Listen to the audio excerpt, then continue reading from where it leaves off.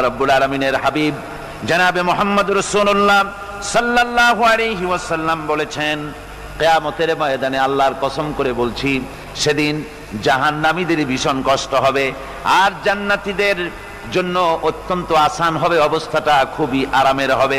নবীজি বলেন, এক ফরজ নামাজ, এক ওয়াক্ত ফরজ নামাজ আদায় করতে যে সময়টুকুন লাগে, কিয়ামতের মাঠের এই সময়, এত বড় বিরাট লম্বা সময় জান্নাতীদের জন্য এরকম হালকা হয়ে যাবে।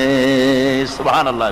হযরত আবু সাঈদ খুদরী রাদিয়াল্লাহু তাআলা আনহু হাদিস খানা বর্ণনা করেছেন, এক ওয়াক্ত নামাজ, একটা ফরজ নামাজ পড়তে যতটুকুন সময় লাগে, এতটুকুন সময়ের ভেতরে জান্নাতীদের কারবার শেষ হয়ে যাবে। সুবহানাল্লাহ বিহামদি।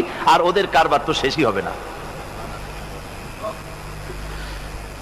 وَيَوْمَ تَشَقَّقُ السَّمَاءُ بِالْغَمَامِ وَنُزِّلَ الْمَلَائِكَةُ